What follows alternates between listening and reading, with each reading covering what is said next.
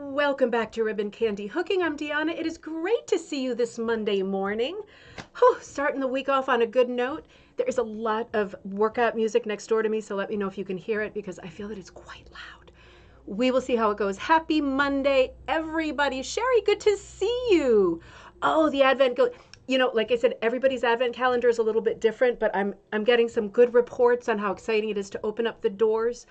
I just remembered I forgot to open up my Advent calendar. I just have a paper one, but thank you. Besides the Advent calendars that have like craft supplies in them, the kids are opening Advent calendars with like little statues of toys, and it is so fun. It's so different than it used to be, right? I never heard of anything but a paper or a chocolate Advent calendar, and now there's like Funko ones that are themed. I think Teddy's got the Nightmare Before Christmas. Amazing, right? So, Sharon, good to see you in Vancouver, Canada. You've been weaving some scarves. You're kidding me. You can't believe how fast the time is going. Oh my God. Like, how time consuming is it to weave a scarf? I'm guessing like a winter kind of a prettier than winter scarf. I don't know anything about weaving, and I'm really hoping that this is the year that I start learning a little bit about simple looms. I'm going to learn the language so we can talk and understand each other. And the people, I know there's a lot of weavers in the thread, and I want to be able to converse like on an intelligent level and talk about stuff like this because I would like to do some weaving too. We've got room for a loom in here if only I could get organized, right? Karen, great to see you. You're getting ready to brine a turkey since you were away for Thanksgiving. That's right.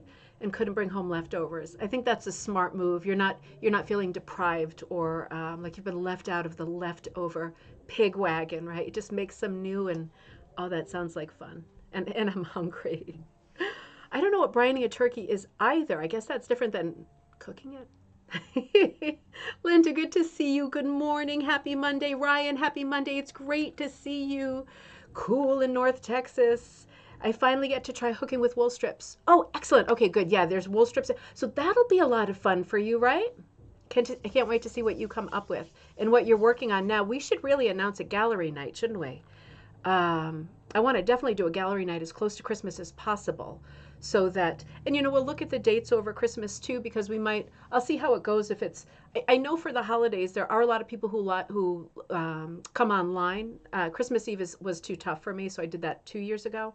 But I'm thinking over the Christmas holiday, I definitely want to come on because I know people are home or not everybody goes out and visits and runs around, and we should get together and do something nice. But certainly that includes having a gallery night. Crystal, great to see you in Halifax. Linda H. in sunny Massachusetts, great to see you. Dave in Toronto, great to see you. I'm catching up on the thread here, my corner of rug making. All right, Karen said, I watched Cocktail Night yesterday and had a different theory. Okay, so this is good. Karen's saying, you watched the Cocktail Night episode from Friday. We were starting to look at these antique hooked rugs that had been at auction fairly recently, and you said you had a different theory about the rug. Okay, with the concentric circles and the stars. So, just as a refresher, I deleted all those slides because sometimes they jam me up live if there's too many. So if you remember this episode, we were looking at a design that had at the bottom a triangle. And I feel like there were 3 stars around the triangle, right? But then the peak, it looked like a mountain. And the peak of it had at least 1 ring, or was it was concentric rings, wasn't it? Concentric circles and a star. I feel like that's what I remember anyway. So you think it's a sports logo. Okay, interesting, because I think we left off with Bob the Puncher saying he thought it was a reference to the constellation Orion. Is that right? Is my memory good for that? So we've got 2 theories now. We've got competing theories. I'm going to have to look into both of those, but feel free to chime in. That's worthy of conversation. Cat's Gallery, great to see you this morning. Weaving is another fabulous corner of our world. Yeah, it must be, right? Because it's still fiber, and you can use so many of the same things. And I'm thinking about, I remember on Coffee Time a while back, I had gone to, I think it was Rhode Island. I had gone to an antique store, and in one of the stalls, there were some contemporary art pieces that were woven. And they were woven out of mostly plastic bags and a little bit of cut up clothing. But I remember we looked at them together, and it was clear that they had loomed it with string. It looked like regular like wax string or kitchen string or something like that. But man, she had woven through like all of these cool plastics and materials, and they were super cool pieces. One of them was on the floor, and I tripped on it and almost like went through a window, honest to God. So they're not really floor pieces, at least when they're, I think she hooked a lot of the surface with like cut up sweater. So that would have been a total jack tripper, right? Oh man, Lisa, good to see you. Sunny but cool in Pennsylvania, 39. I think we're 1 degree higher where we are right here. April, good to see you. Sherry's in Michigan, 38 degrees. We're all about the same this morning. Oh, Jane, you logged on. Good to see you. I hope you're feeling okay. And Candace, good morning. Great to see you. Well, I thought today we would pick up where we left off. I want to show you in the meantime. I just sent out it's late and I'm sorry about that, the Patreon newsletter to Patreon members who support ribbon candy hooking. I appreciate that so more than I can say. And in winter months, I like to send out a couple of free patterns a month because I think people are sitting around. Maybe you don't like the one that you got. Maybe you'd like something else. So the free pattern went out this morning, and it will be up on the internet for people who are not Patreon members who didn't get the free pattern gridded this morning. But it was a nice kind of composite pattern.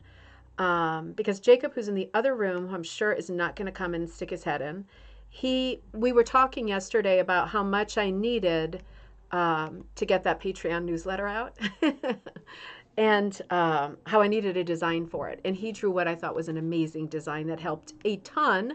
And it looked like this, just an idea, right? Like just an idea to push across the table, like this woman carrying this huge bounty of wrapped gifts. So he pushed that across the table, and then like an hour later it was this. So this is the pattern that just went out to Patreon members this morning, and this will be one of the new patterns for the month, for the winter. This has obviously got a good Christmas reference going. Reminds me of the Barry Manilow song, what's it called? New York City Rhythm.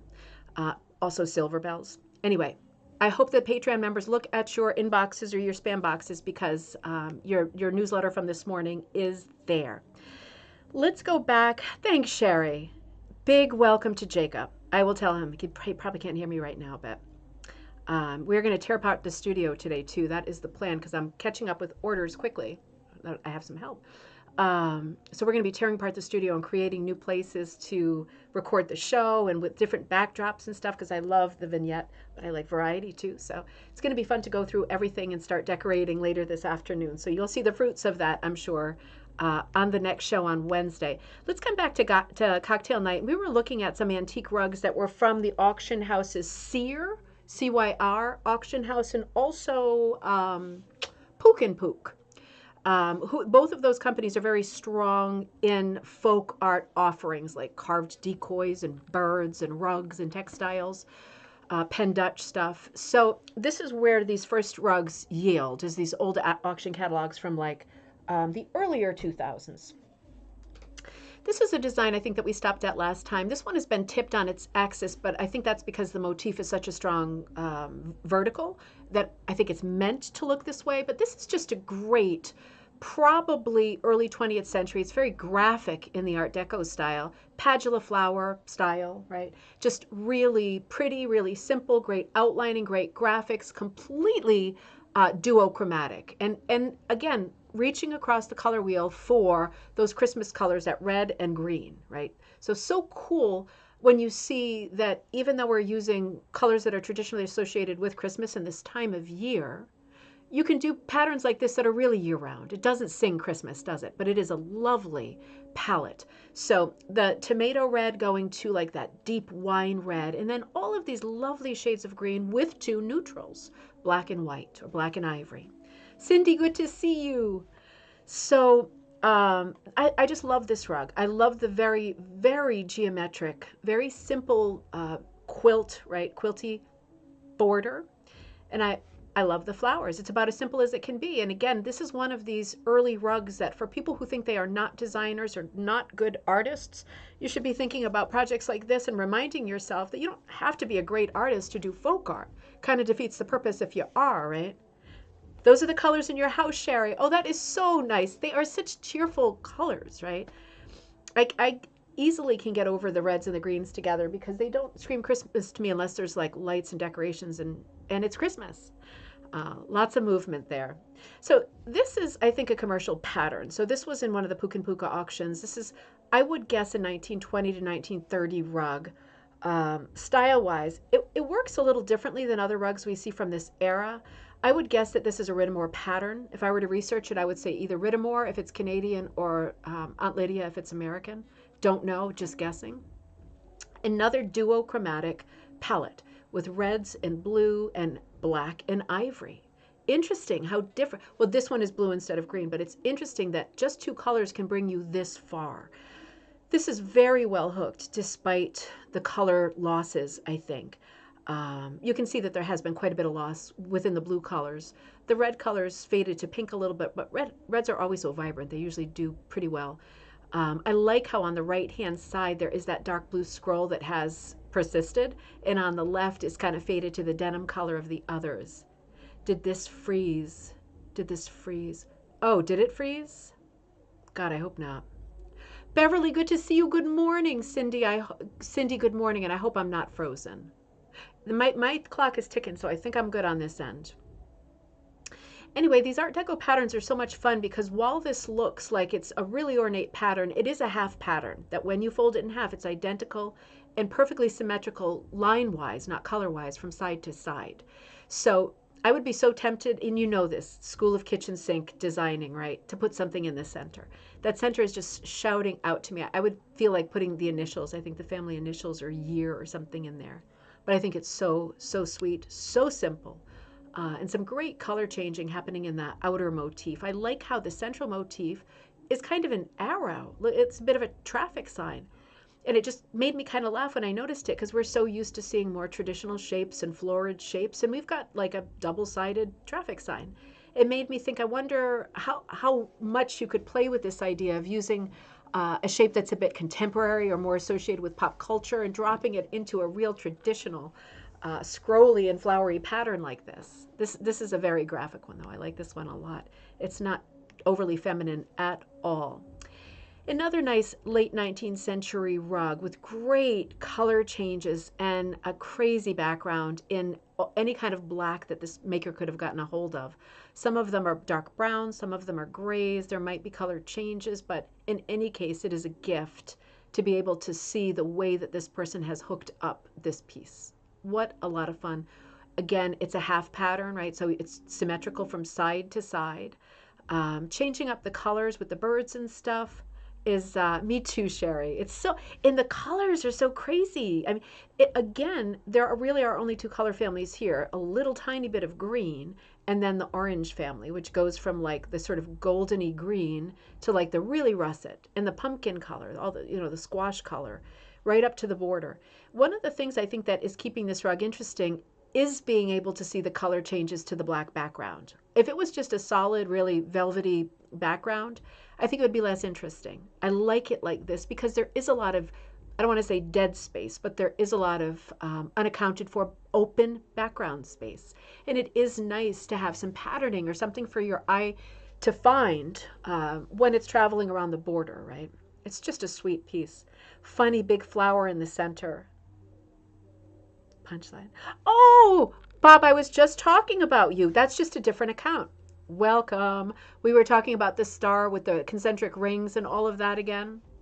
And further up in the thread, Karen's theory was that it was a sports team. And I was just saying, I think your theory from Friday was that it was the constellation Orion. Da-da-da-da. So this has a great board game quality to it, right? Because it's got a checkerboard kind of a background. And this is just a great idea for a very traditional rug pattern that in this case, what they're doing that's really cool composition-wise is they're just giving us an enormous border. So the checkerboard on the three sides is just a really wide border, and you do get that with folk art, right? You get a tiny little motif in the center and a big, huge border because so many folk art patterns are derived from textiles. And this is how textiles work, right? This is how curtains work, often with lavish borders. This is how bedding works, right?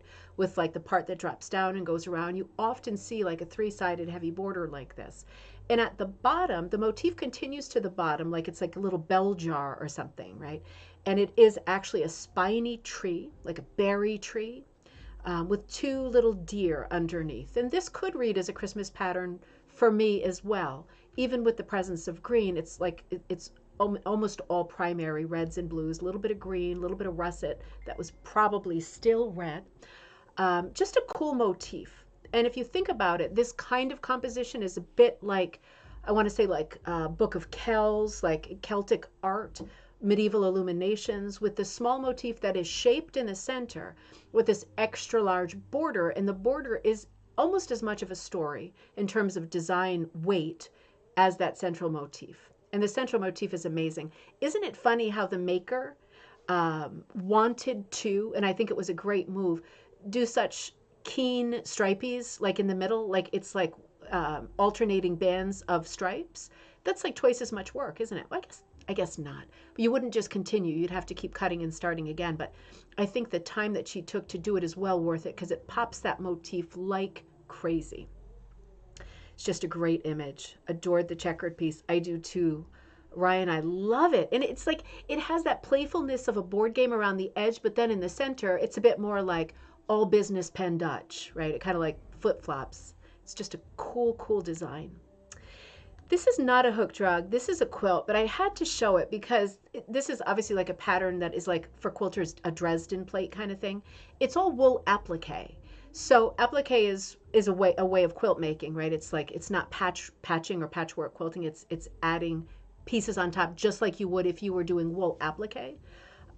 It is applique, but applique quilts, you take on the dimensions of quilts and I guess the status of quilts. But I thought this was just a beautiful piece with kind of these shaped plates and this real blast of color in the center. And then resolving that difficult dovetail of all of those pie slices, right? Because can you imagine? Either quilting or hooking, I think worse hooking, on this scale, that would be a nightmare of a thing. I think it's really smart and at this time of year festive to be popping those centers with these beautiful stars, a little bit of needlework on them, right? Beautiful stitching. I like all these little lamb's tongues. I know that they're lamb's tongues, but they remind me of those mini Post-it notes now that are like bookmarks. It's hard to not, I shouldn't have said it, it's hard to not see it once you see it. And they have also embroidered a butterfly into each corner. Such a pretty piece. So in between all of the plate motifs, right? It's just such a colorful piece, and it struck me as a design that could work equally well for rug hooking. The pie pieces would be a little tough, right? But I mean, they wouldn't be perfect, and it doesn't need to be perfect. But it's very geometric around the edges, a lot of straight shots, and then with the circles over the toughest part, that'd be a great motif to try to do for a really large scale floor rug, right? So many nice rugs. I think this is the one that I used in the thumbnail today. This one had other, for me, it looks like it could be, again, kind of a Christmassy one. I love the hearts. I love the color, the red, the gold. We always associate red and green with Christmas because I guess that's the most traditional, but red and gold is right there too, isn't it?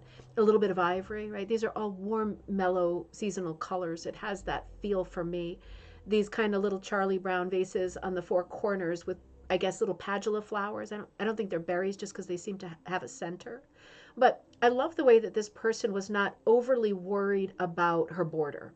Like once she got going with the hearts and the white background, it could be that she didn't have that much white. You can see there's not a ton of white strips in the border either. But she might have just done a good old like, hey, what I was going to say, bad word, whatever. I'm shaping out the background with as much white as I have, and you know what? At that point, we're going to go to hit or miss. And in this case, she went kind of kaleidoscope crazy with this diagonal thrust to the hit or miss. I think it's an exciting piece because she's got a great big heavy star in the center, and then she's got these kind of light-hearted hearts going around, and then she just blasts it with the hit or miss and with these kind of wonky flowers in the vase. It's very, very spontaneous. It's very whimsical, and although it has a lot of weight, it's a super fun piece, isn't it? You wouldn't hang this somewhere that was all somber and serious. This is like a really colorful, fun design. And again, it just goes to show this is basically a pattern with 4 vases in the corners because the flowers are quite different. And the central star with the hearts. And then the rest is like dealer's choice. You just do it. This one is a more, I think this is an original pattern. And if it's not, it could fall into that category we were talking about on Friday about possible like Edward Frost animal that was just not done well. But I think this is um, so cartoony. And I'm gonna say, what I mean, is it a cat? Like because of the nose, it's very hard to tell. It could be a lion. It is a nice early rug with great colors left to it. Very simple design. Most exciting part for me, the background behind the animal, and just guessing what this animal might be. I mean, this is a tougher one. I love the stripes that go around the border because if you notice, the maker is putting them in order, equally, evenly. So she's going around and doing the dove gray, and then she's doing the charcoal, and then she's doing the petal pink, and she's doing it all in order. And it gives it a lot of, it makes the frame more important, doesn't it? It really accentuates the frame because the frame is not a hit or miss hot mess. It's very formula. And then she's got this crazy character in the middle. So I guess whatever you think, I'm going to go along with it because I cannot identify this animal among any of the known animals that I know. But I love the whiskers and I love all the filigree details in the face. And there's two little dark dots, which I guess could be a clue or could be markings if this is a cat for this specific animal. Very different, isn't it? And it's very mellow. It has like tortoise colors, like all those swirling browns, and then just a little bit of crazy color in the border. It's a very mellow piece, and I think quite cute and interesting. Oh, this is one of the vignettes from the Sear catalog. This one isn't overly exciting. It's a half moon that someone has hooked up as a rectangular rug. And I probably put it in there because I thought to myself, you don't see a lot of people working on half moons or demi rugs like the half rugs, but you do, right? Because they're great for like the welcome threshold or the bathroom or whatever, kitchen in front of a sink. But it is always an option when you have these patterns. It is always an option to go to a rectangle in the background if you're not feeling the shape. So, and I think it's interesting when you can because you can expand the pattern, or in this case, I love those 3 bars. It looks like a city skyline in the background because those 3 parts are so discolored and everything else is like perfect, right? Ryan says an old-time interpretation of a lion based on memory. I think you might be right, Ryan, because it does remind me of the Sans Frost lion, but it's not scaled this way either because that one is like has a junior lion next to it and then kind of like a super lush like jungle background, whereas this is very direct. It's to the point. But I agree with you. I think so. You're saying that those lines around the bottom are a mane. Okay, I'd go with that. I wish they would have put the mane the whole way around, but yeah. I mean, we're just getting artistic license here, right? We're seeing an early form of artistic license, but I'm going to go along with you on the lion. I think that makes a bit more sense than the cat. This is a really pretty rug. I love patriotic rugs. This is a really unusual one, I think, partly because of the design. It seems like it's going to be like some kind of a prayer rug or an Eastern rug or some kind of sacred type rug. And then it turns into being a patriotic rug. So it's a bit unexpected. We also have, as the border design evolves, it kind of goes from something that's like a swastika motif, and I want to remind you because I said a bad word, that is one of the original Victorian symbols for good luck, right, and was hijacked by the Nazis. But the motif is present in the border. But it kind of morphs, like Escher style, into being a Greek key. And I think that is so curious because I never realized until this rug that those designs are so similar. I thought this one, Karen says, except lions don't have spots like this one. It's a troubling animal, is it? It's like some kind of a mutation of maybe several animals, or you know what it could be, and we talk about this sometimes from time to time. You know what it could be is, remember how we've said in past coffee times how back in the day when there would be some kind of special show in your community, like someone was bringing a lion, like seriously, to town, because this dates back to like the early 18th century. All kinds of exotic animals walking through downtown Salem, Massachusetts, coming off these boats. And then people, I know we don't like this stuff at all anymore, nor should we, but people buying animals to display them and tour them. And I mean, yeah, hundreds of years ago, if someone was bringing a lion to the town next to you, you probably would try to take part of the day off and go check it out, right? And as a result, we have like pops of rugs that are just lions, or just like performing bears, or elephants, you know, because we know that regionally going back, there's like diaries and history of large exotic animals who don't belong here, touring at different years. And in those years, we see like, you know, 1811, and there's the elephant, and the elephant was in that town in 1811. There's all kinds of correlations like that that I think are so interesting. Looks to me like, yeah, it could be a cute child's drawing. Absolutely. And then when it is a child's drawing, you want to hook it just the way it is, even if it's imperfect, right? It's just has that feel, the feel of the child. But I love this rug. I love the Eastern border on it.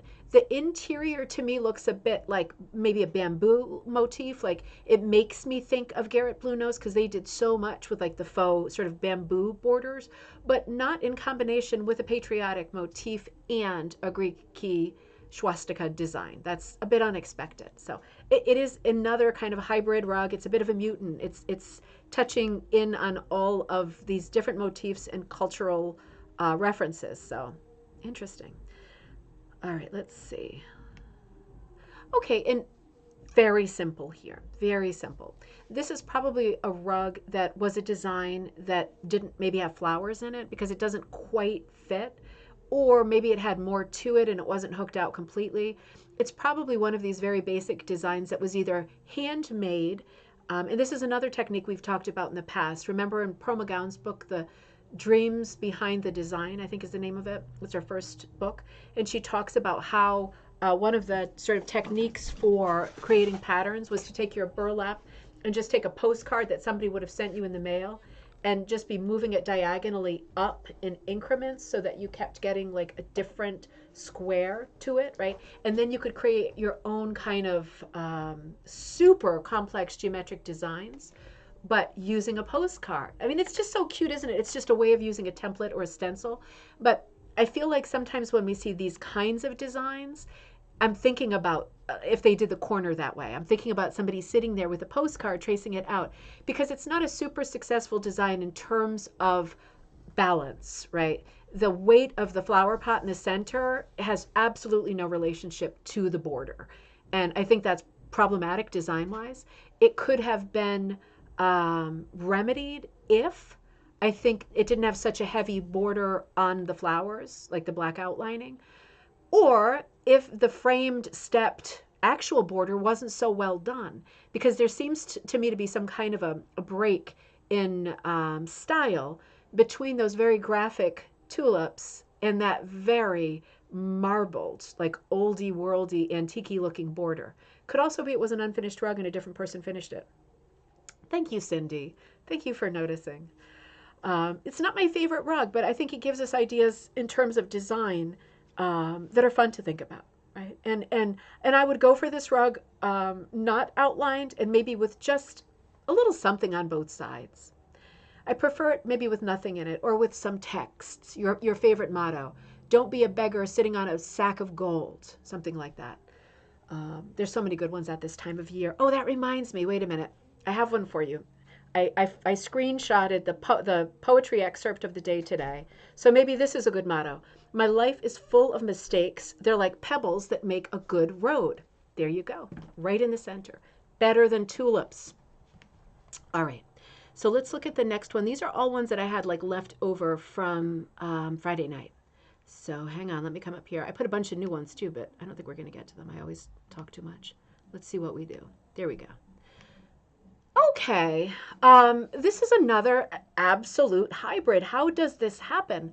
So we've got a rug here within a really beautiful blanket chest vignette. Lovely.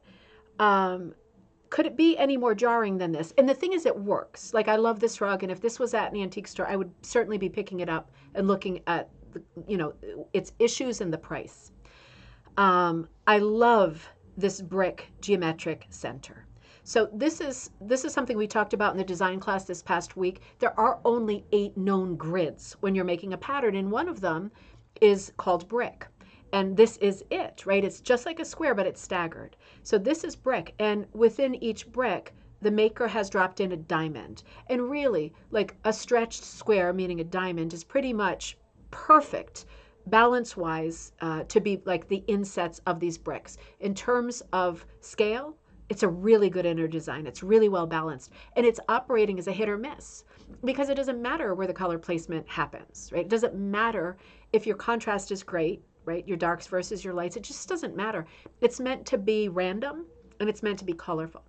And then here comes, really unexpected, because it's like there's been a huge commitment to this geometric center. And here comes this really kind of romantic scrolly border. And it just makes you wonder, like, could this be a commercial pattern? I mean, I suppose it absolutely could. Could it be a geometric that had a big border that someone was like, well, I do like the kind of romance of the scroll. Like I would like a good old scroll. Because these two styles, right, are kind of at eternal war with each other, geometrics versus florids. They sometimes work together. In this case, I do think it works together. I just think it's unexpected. And it makes me wonder what the lead up to this rug is, because you do occasionally see a geometric with a floral, but this is about 50-50 balance wise. So for me, this seems weird. We've seen a lot of borders that are floral borders, and there's a geometric in the inside, but isn't it always like one diamond that's broken up like deco style or something like that, like a protracted star or something like that? This is like a repeat pattern of geometrics, hit or miss style with, it's unexpected. I really love it. I really love it. It is in my top 5 for this show, including Friday night, but it's just unexpected. This one I think probably is a commercial pattern. I can't place it at all. It's unusual, right? It's a beautiful older rug. I think it's probably 1890s, maybe 1900. I like the scrolls in the corner. They have a bit of an octopus feel to them, don't they? They're very shaky. I love the very subtle striping on the border. I really love the way on the top there's black. And then in other places, you see little bits of black that lasted, but the rest of the background, the majority of the material that they used for the black background has completely pooped itself, and it's just gold. So it's kind of interesting when that happens, because again, we get to look window into the maker working on this and seeing where she left off, probably with the secondary one, because she probably ran out of the one that she got there with, and she was like, oh, I got a little bit more on top, I got a little bit at the brackets on the bottom, I'm gonna make this work. Is it a rooster in the middle? I thought it was an eagle, Sharon. The thing about these early rugs is that they're not like super well done in terms of like articulating the character, the bird, the animal. And it's hard to tell. I'm seeing a nest with what are probably some like robin's eggs in it. They were probably blue. Or they could be white eggs, and it could be an eagle. I mean, this bird has a big wingspan, and in bird language, I don't know what that means. So open to guesses. I suppose it could be a rooster. Do roosters do this with their wings? Do they? I'm showing my ignorance here with all things birdie and farmy, but I think it's a great piece, and I think it's a fun piece, and it's definitely an early piece. There has been a really naive, and I don't mean that in a patronizing way, attempt at creating like veining and spining to create definition within the leaves and flowers, and it's done in such a graphic way that was not the style of the time. It was like fairly elementary, just trying to translate something that you pictured in your head as a flat object with lots of veining to a textile, and not getting involved with attempting to shade, but just laying those lines down like skeletal. There's something really charming about that, and those kinds of little touches are what make rugs from this era so desirable. This is another older rug. I think the auction said 19th century, and I thought there's no way, but I would put this more like, I mean, you see circles and you want to say deco, but I think this is almost a contemporary rug. Like if somebody made this last year, I'd be okay with that. I initially thought it was a quilly rug, and it's just a rug made up of lots of circles. Really unexpected. The colors are really bright, and that is part of what's making me think it's a newer piece. There's also so much yellow and lemon yellow, so somebody had access to either dye or lots of yellow things, and that's also like a bit of a stretch the further back you go. But very simple motif, a bit of a spirograph flair here, just loading up circles, right? And it reminds me of candy too, because of all the concentric fill in the background. For me, this one is super playful because of all of these shapes that remind me of that toy, the graph, all of the candy colors, but then all of the what look like coins around the edges just are giving me that Super Mario vibe, right? Constantly talking about like coins and stuff with Teddy because of his games. But it's a cute piece, right? It's really pretty. Ryan says, I like the circular deco rug. The color planning is so lovely. It is so lovely, and doesn't anything pastel with a black background look great? Also, pastel with a dark gray background, like a blue gray, would be great for this too.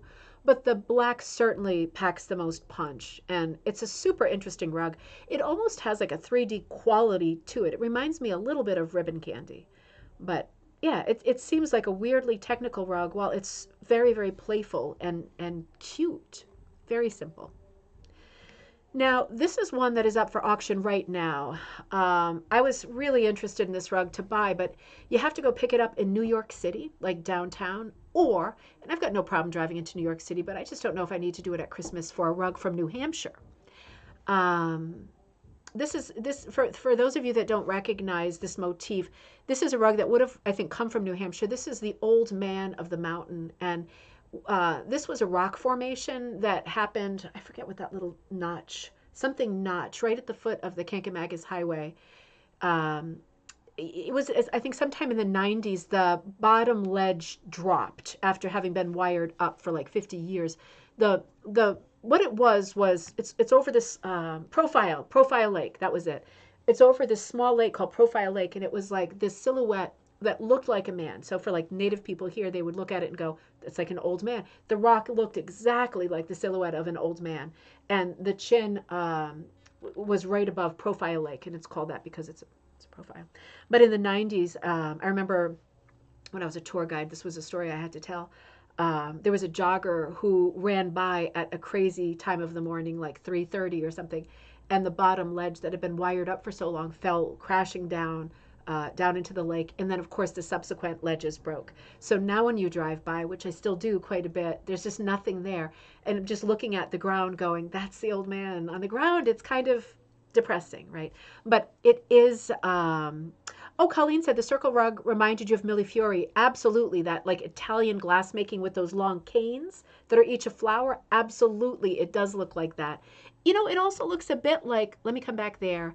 It also looks a bit like uh, I guess I want to say paperweight. You know, the paperweights with all the colors in them that are also like Millefiori canes and stuff. Absolutely, it definitely looks like that. It has a little bit of like the mola feel for me too, like the Mexican mola. Just a little bit. Obviously, it's too round, but just like the shelves of color, right? So many stripes in such a short distance. So I love this piece. I have more pictures of it. It is the Old Man of the Mountain. This is way exaggerated compared to what the profile really did look like in its day. And it is on the back of the quarter for New Hampshire. But I love the directional hooking of this piece because the whole thing is hooked very strong horizontal, right? And that's Profile Lake, I guess, right under there. And the colors are really unusual because the stone is granite and it's gray. The sky is usually so blue right there with tons of trees and stuff, evergreens everywhere. And the lake is quite dark because it's very, very shallow and there's lots of like dirty rocks right there. So this just is a really unexpected color palette to me because it looks more like a desert kind of a palette than like the New Hampshire palette that's like, you know, really rugged. But I thought it was a beautiful piece, and a little bit of a close-up here. You're seeing how they used tape to show, right? But they wrapped it around the edge and whip stitched it in the back. It doesn't look as directional close-up, I think, as it is. It looks less and less the more I look at it, actually. A little bit of coloring to the water and the trees that's not super apparent. Let me come back. Yeah, I guess it's huge, right? I'm getting a feel for that now. This rug is, this came off the website called liveauctioneers.com. So if you look up hooked rug, there's only 3 pages of them currently, and that's one of them. This is another one. But that rug of the Old Man in the Mountain is at $50 right now. And it will go up. And if you have to ship it, I think it's another $150 to ship it, unless you're good with popping into New York City to pick it up. This is another one that's in Live Auctioneers, and this is a really beautiful geometric where there's some tricksy stuff going on here that makes it, for me, really interesting. Brought me back again to the whole pattern making class thing because we were talking about those 8 grids that exist in pattern making. And we just looked at an example of the brick, right, with that weird kind of scroll with the brick center, the diamonds. This is obviously a square grid. So while everything needs to be placed on some kind of a mathematical grid, if it's not a random pattern, this one is really clear how it works, right? This is like postage stamp scale. And this rug is actually 28 by 44, so it's maybe larger than you think. But this is currently at auction too. I forget if there is a starting bid on it. Many of these rugs have an opening bid that is already quite high. So, for example, with this one, the estimate for this rug is enormously wide, between 500 and 850. I don't like to see estimates that are quite that gaping, because it's like, well, make a decision, right? For me, I love this rug. I think it's super vibrant. It is a geometric. Rugs that are not gigantic, that go up for auction, that are geometrics, don't do as well as other rugs. Giant geometrics do well. Smaller geometrics tend to do less well. I think with the smaller ones, people are thinking about displaying them, and not everybody wants a geometric. Although this one is really like staggeringly pretty. It has so much color change in that border. It almost looks like a flame border. And then the rows of green, right? It almost looks like stones and jewels to me. It's really glowing. There's a really good hooker behind this rug. It's very hard for me to age this piece. I think they said early 20th century. I would go along with that, mostly because of the colors. This dove gray is something that we see in the Art Deco period, in tandem with black. We also see in the Art Deco period designers wanting to leave the grid that was used to create the pattern visible. Because, of course, once you create a pattern and you have that grid built in, and you've created your pattern, your choice then, as you stand at the crossroads, is, do I want the pattern line showing, because that's going to make a lot of extra lines, or do I not want it showing? And then we've got a rug with a bunch of concentric rectangles. And we've seen both, right? So there is no right answer to that. This is an interesting one too. This is, I really want this one. 25 by 42. This is currently at auction with live auctioneers. This is an old rug. The color changes, the design, it looks like a homemade design, but it looks like it's based on probably another rug that they saw, like, because Frost did so many patterns like this, but they're typically not this simple, with this kind of border, this very simple and irregular lamb's tongues, bordered with a not quite tidy floral motif in the center. So, your guess is as good as mine, but I would put this at the 1870s, 1880s. They want to do this heavy rose motif, which for me screams Victorian. They did a really good job with this. If you look at some of these lighter flowers, you see a lot of color change. It could be that they were using a patterned wool that has had considerable fade. I like what they did with the colors. It's the same as before, picking out a few graphic lines to wobble and to give the shape of the rose petals without really knowing how to do it. And again, welcome to folk art, right? That's the best of folk art. And this is what you want to see when you're a collector. A rug like this with this many color changes, that really seems to not be a commercial pattern, that still is really vibrant and has details to it that connect you to the maker. Like, look at the striping and the way that the colors run out on some of these lamb's tongues. Sharon, it would definitely be burlap. It doesn't say in the description, but there was nothing really but homespun and burlap at this point. And in this period where people were already using feed sacks at farms and in country stores, and you could easily go in and get burlap, and open up the sack, you would have the backing done, right? And you would probably sew the edges right then and there so it didn't fray. And you would probably hook as close to the edges as you could to get the biggest rug you could out of those sacks, right? You could even double your sack, even if there was a seam, and make a floor size rug. There's lots of examples of people sewing feed sacks together. And by feed sacks, I don't mean the 1920s quilt feed sacks. I mean like burlap sacking for grain, that people would have had like around farms, like huge quantities. So this has got to be burlap. I would pretty much bet my life on it. All of these are. And then it brings up that question, is it so bad to use burlap? Because these are not new rugs. It's not so bad to use burlap at all, but when it's going on the floor, we do know now that burlap will not last it will not last forever being wet, right? Because it disintegrates. And we know that other fabrics don't. So linen is used more often, and cotton monk's cloth is used more often, and rugwarp is used often, either as poly or cotton. Is there a way to stabilize burlap? Absolutely, Sharon. There absolutely is. I think one of the upcoming pictures shows you, actually. And I'll describe it to you too. There's absolutely a way to keep them stable. So these are just close-ups of that last rug. I think this would be my number one rug from like Friday night and today, just because of the age of the rug, the way that the colors have faded. I love it when there's a good romantic balance between the colors that have faded and are gone and the colors that are still present. I like to see both. If it's all colorful and it hasn't faded at all, it hasn't had any hurts or any loss, that's less for me than one that has had some fading. But that's just romanticizing a hooked rug, right? I like this rug for that reason. And this is a nice rug too. I think this is early 20th century. I think it said earlier. I don't think so. 23 by 32. This has got to be a Deco era, 1930s, 1940s rug, double motif, very strong Pen Dutch, kind of a fracture style, unusual bird. The meaty quality of the bird, not so Pen Dutch. The round quality is. This one's a bit awkward for me because the heart for me is oversized, and I get what they're doing with this device of having the goosenecks or peacock necks up on the edge of the heart. That's the device, right? But it would equally work if the heart was smaller, and it would look more like fracture work or like a Pen Dutch motif. For me, it looks like they're choking a little bit on the heart. I like this rug mostly for the shape of the bodies, right? The tail shape, these must be peacocks with these feathers, and now I'm seeing the feathers on the head. It's very sweet. The colors are fantastic. I love the bodies of the birds. They've put some changes in themselves, but there also seems to be some kind of color changing wool present in this. And the outer motif is very 20th century, isn't it? These kind of teardrops with hearts. Very sweet. It looks like 100 stationery type cards and postcards I've seen. It is different though, and color wise, this one is an extraordinary rug. This is up for auction now on live auctioneers, like all of the ones I'm showing you now.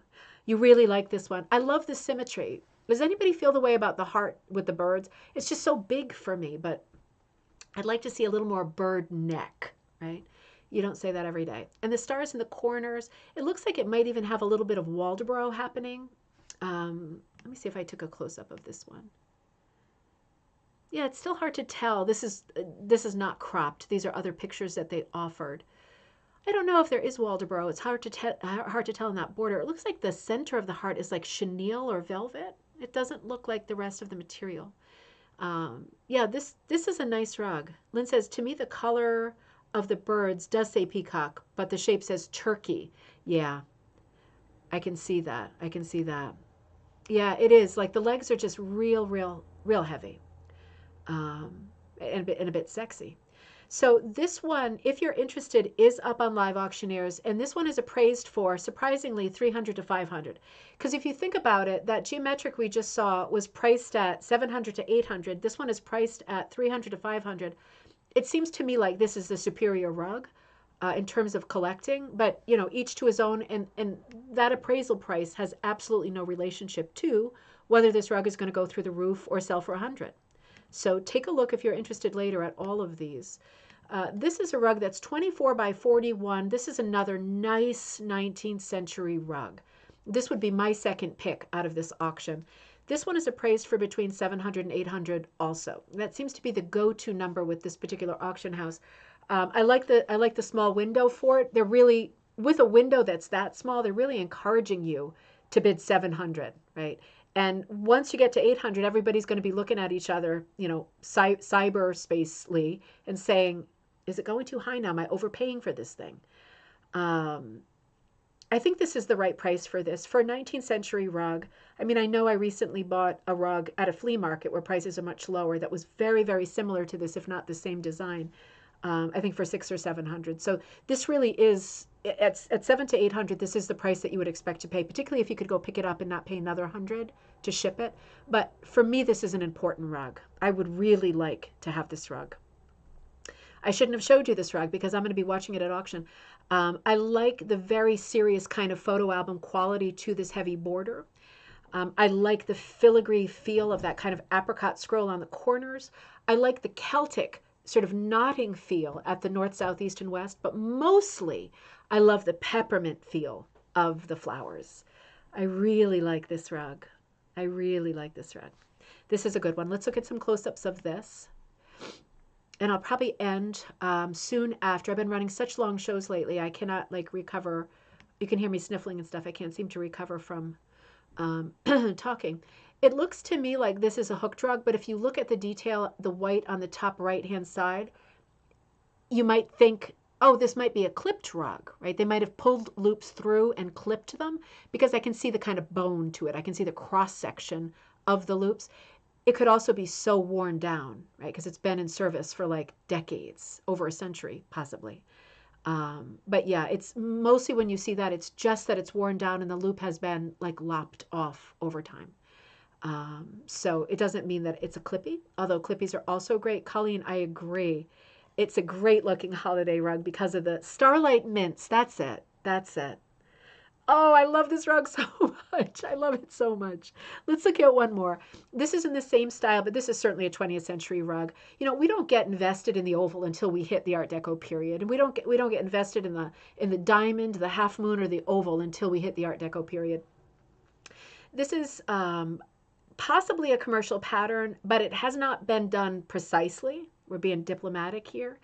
I love the sort of breakdown of lines, north, south, east, and west. It's a bit like Chinese lacquer to me, like the black and the red, right? Really sort of Asian feel color palette with those bright red poppies, little opium overtones here, with the lilac and with the sage green.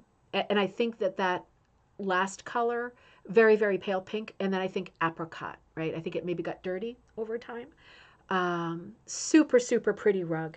And this is the hallmark of the Art Deco period in terms of color planning. Even if this is a thrift rug, and I'm guessing it was, although if this were an Aunt Lydia, she sold the yarn and it was color coded. It was actually like paint by number on the canvas. It would tell you what area number 12 red poppy goes, and you would just fill it in. There's not a lot of definition to this rug in terms of the flowers, and that's part of what makes me think it might not be a commercial pattern, because normally with these commercial patterns, you're given the outline, and most people, instinct-wise, mean to do the outline. It could be that it is commercial and that the thing that is really not quite kosher in this piece is that inner shape. Really is not even. It wobbles a ton. It could be that the person just added that because they thought, guess what? I got more of this gray lilac color. Going to use it one more time. Trying to create concentrics like in the north, south, east, west motif. Really pretty design. You can see that in the person's head that was doing this, and this again leads me to think that this was not color coded by the manufacturer, if there was one. The way that they've done the black background behind the flowers. So they've thought about this and they've made this decision. I'm not sure that the flowers are going to stand out enough if they don't have black behind them. Right? You can almost hear this ghostly voice playing. I need to put black behind the flowers or that might get confusing. So I think that's what's happening here is they're trying to put in as much as they can with heavy, heavy contrast. And let's look at this one and then we'll log off for today and we'll look forward to Wednesday. You're seeing the loops here. The fact that the fact that the loops look so round and fat, it's probably cotton or pantyhose. It's probably not wool, at least in the ones that are the light colors that are super clear. Really like this rug, but we have a bunch more. So why don't we come back to this conversation on Wednesday? Yeah, I might tack some more on. I found a whole bunch that are at auction right now. So in looking at them, you'll be able to say to yourself also, like, I'm interested in this rug. Not that one. No, just kidding. I'm sure if you have more funds than me, you deserve to have that amazing rug for sure. There's a few in the auction right now that are just absolutely stellar. So we'll continue this conversation on Wednesday. I'm still thinking about the weekend because I'm away on Friday. So I'm still thinking about how to bring a cocktail time episode to you this week so we have an evening show. And I have not sort of resolved those thoughts. So I will get back to you on that. Tomorrow is the Hook In with Kirsten. So be looking on our Facebook group for that. It is Rug Hooking and Punch Needle Club on Facebook. And if you need help getting to that hook in and you're not a Facebook person, just send me a message at ribboncandyhooking@gmail.com and I will send you or forward it to her to send you the login information for the Zoom if you want to hang out and hook for a couple hours.